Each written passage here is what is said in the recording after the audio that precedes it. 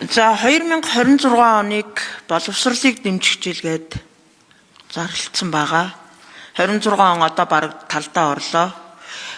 Миний хувьд бол 25 оны 7 сарын 2-ны өдөр боловсролын ерөнхий хуулийн нэмэлтээ өөрчлөлт оруулах хуулийн төслийг өргөн бариад ингээд бас жил болж байна. Тэгээ 3 хоногийн дотор та нар шуурхай яралтаагаар оруулдаг юм байна. Монголын багш нарынхаа одоо нийгмийн асуудал дээр бол үнэхээр ийм хүнд сурталтай хуулийн хэлц хэсгийг оруулахгүй ийм байдалтай байгаад бол би үнэхээр харамсаж байна. Тэгээд тухайн тэр одоо өргөн мэдүүлсэн хуулийн төсөл дээр энэ миний урд байгаа багшийн тэтгэврийн насыг өөрөө хүсвэл эрэгтэй 50, эмэгтэй 55 настай тэтгэврт гаргадаг болгоно гэсэн энэ заалт байгаа юм. Бямцагт даргаа сонсож байна уу та? Тэгээ энэ хуулийн одоо миний энэ хуулийн төслийг хэзээ хэлцэх вэ? Энийг асууя. Нэгдүгээрт. За тэгээд 24 оны 4 сард Монгол Улсын ерөнхийлөгч Хүрсөхийн ивэлд ор зохион байгуулагдсан Монголын багш нарын 8 дахь их хурал гээд болсныг та бүхэн маань мэдж байгаа тийм ээ. За энэ 8 дахь их хурал дээр мөн л энэ тэтгэврийн нас яригдсан. Эрэгтэй 55, эмэгтэй 50 гээд. Тэгээд энийг одоо бүр ингээд 2024 оны 4 сарын 13-ны өдөр Монголын багш нарын 8 дахь их хурлын шийдвэрийг хэрэгжүүлэх зарим арга хэмжээний тухай 4-р тогтоол гэж баталсан. За энэ дээр болохоор энэ тогтоолын 3-р хавсралт багшийн нийгмийн баталгаа цалин үндэсний талаар хэрэгжүүлэх арга хэмжээ 11-р зүйл дээр боловсролын байгууллагын багшийн тэтгэврийн насыг өөрөө хүсвэл эрэгтэй 55, эмэгтэй 50 гэдэг ингээд оруулсан байна. Тэгэхээр энэ дээр та бүхэн маань ямар ажил хийсэн бэ 24 оноос хойшоо? Тэгээ энийг бүр асуумаар байна. Учир сайдаа. Би таныг их хурлын дарга байхад нөгөө хуулиа ярьж илээсэн. Өнөөдөр таныг ерөнхий сайд болоход бас нөгөө л хуулиа ярьж илээн. Бас л нөгөө энэ багш нарын нийгмийн асуудал ямар шийдсэн юмгүй ингээд байлгаад ах юм. Тэгээ энийг одоо хэзээ шийдэх вэ? Энэ хуулийг хэзээ хэлцэх вэ?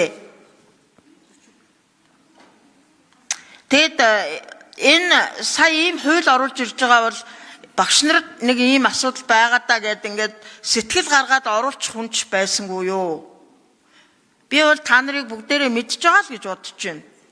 Багш нар энийг чинь одоо 24 онд Монголын багш нарын 8 дахь их хурлаар бараг ардын намын ерөнхийлөгч байсан, ерөнхий сайд нь оюун эрдэнэ байсан, хурлын дарга зандан шатар байсан. Тэгээд заал гээд гарцгаасаа одоо өнөөдөр хийсэн юмгүй сууж байна. Тэгэхээр энэ дээр одоо би учир сайдаас маш тодорхой хариулт сонсохыг хүсэж байна. Багш нар ч гэсэн энэ дээр одоо бараг бүтэн жил гаруй нөгөө хууль хэзээ хэлцэх вэ гэд надаас одоо бараг худалч юмд өдөр болгон багш нар асууж байна. Тэгэхээр энэ дээр одоо та бүхэн маань эрх барьж байгаа намынхан ерөнхий сайдч байна, их хурлын дарганч байна. Та хоёулаа тодорхой хариулт өгөөрэй. Энэ хуулийг хэзээ хэлцэх юм бэ? Энэ хуулийн дээр чи энэ байгаа байхгүй юу? Энэ хамгийн гол заалт. Тэгээ энийг нэг хариулт, тодорхой хариултыг би учир сайд энэ Бямцагт дарга хоёроос асууя. Тэгээд тодруулъя. Тэгээ мөнгөтэй гишүүн бит хоёрч багш нарын төлөө олон жил аль аль нь сэтгэл зүтгэл гаргаж ажиллаж байгаа хүмүүс учраас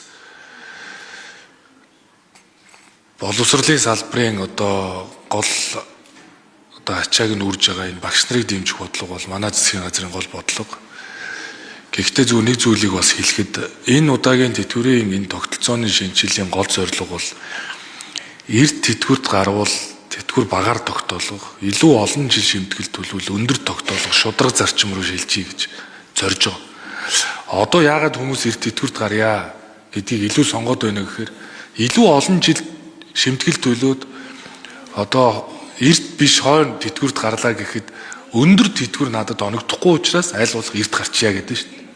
Үнэхээр 5 жил хөдөлмөрлөө жил болгон 4% нэмдэг байсан бол манай багш нар бол 60 наснда тэтгэврт гарья гэхэд асуудал байхгүй. Гэтэл 50 настайдаа гарсан ч 60 настайдаа гарсан ч тэтгэвэр нь ялгаагүй юм чинь эртэл гарья гэдэг бодол байна шүү дээ. Тэгэхээр манай энэ нийгмийн даатгалын сангийн бодлого ч өөрөө ерөөсөө энэ хүрээгээд хэлэх ямар ч бодлого байхгүй. Олон жил шимтгэл төснөг урамшуулдаггүй юм тогтолцоо байхгүй. Харин багш нарыг бол бид нэр те тэтгэврийн насыг наажлуулъя гэхээс илүүтэйгээр за олон жил шимтгэлд төлөвлөл илүү өндөр тогтоолгоно гэдэг зарчмаа бариад магадгүй наснаас нь шалтгаалаад тэр нөгөө хичээлийн 7 хоногт өгж байгаа хичээлийн цагийг багасгах бусад дэмжлэгүүдийг өгөх ёстой. Ер нь бол багш нарын хувьд одоогийн тэр 58 оны тэтгэврийн тогтолцоогоор бол өнөөдөр хүртэл эмэгтэй багш нарын нас 55, эрэгтэй 60 хэвээрээ байна. Тэ? 55 60 та. Энэ насыг бид яг 58 оноос шөндөг 55 60. Гэхдээ эмэгтэй багш 4 хүүхэдтэй байх юм бол 50 наснда гарах эрх нь бол хэвээрээ байгаа. Тэгэхээр бид нар бол цаашдаа илүүтэйгээр одоо нөгөө ажлын цагийг нь богиносгох. Дээрээс нь нөгөө ачаалттай ангид нэмэлт багш оруулах. Нөгөө туслах багшийнхаа оронтойг бий болгох. Дээрээс нь тэтгэврт гарцсан бол нийгмийн даатгалын шимтгэлээс чөлөөлүүлэх. Дээрээс нь багш хүн зөвлөх үйлчилгээ ч юм уу янз бүрийн ажил хийхэд нөгөө бүх гэрээнээс шимтгэл төлөхийг бид нар зогсоочлоо шүү дээ. Жишээ нь 2 хүртэлх гэрээ байгуулад багш нар одоо ажил хийвэл зөвлөх үйлчилгээ ч юм уу хийвэл тэр нь шимтгэл төлөхгүй. Ийм хөшүүргүүдээр дэмжиж өгч байгаа. Тэгэхээр мөхтэй гишүүнэ ер нь бол бүгдээрээ энэ 5 жилийн урд хойно тэтгэврт гарах дээр ямар ч тэтгэврийн ялгаа байдлахгүйгээр ингэ яваад тахаар хүн болго эрт тэтгэврт гарыг гэж бодоод байгаа.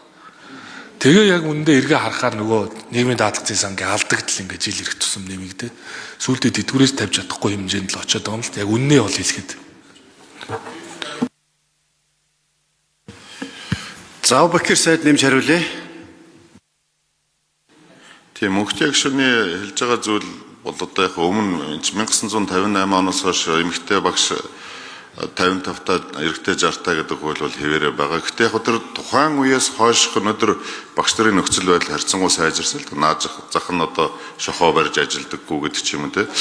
Энэ эрд тэтгэврт гарах нь өөрөө нөгөө тэтгэвэр баг тогтчих бас нэг үндэслэл болдгоо шүү. За та 50-таа гарчих гээд боломж өгчдөг нөгөө багш маань гараадгүй би яагаад ингэж баг тэтгэвртэй болчихоо гэдэг. Дахиад нэг 5 жил ажиллаа тийм ээ. Энд чинь одоо бас ажлын нөхцөл харьцангуй сайжирчихсан. Яг өнөөдрийн байдлаар насжилт уртсч байгаатай холбоотой дэлхий дээр яг өнөөдөр 55 улс насыг нэмэх арга хэмжээ аваад эхэлчихлээ шүү дээ. Нэг үе бодвол одоо хүн урт насалдаг болсон байна тийм ээ. Энд чинь 50-таа 55-таа эмэгтэй одоо 60-таа эрэгтэй гэдэг бол харьцангуй хөдөлмөрийн чадвартай байгаад байдаг. Хэдий их ажиллах тусмаа нөгөө хүн маань нийгмийн хамгаалалаа хүртээд тэтгэвэр нэмэгдэх боломж юмаа гэдгийг та бас харж үзээд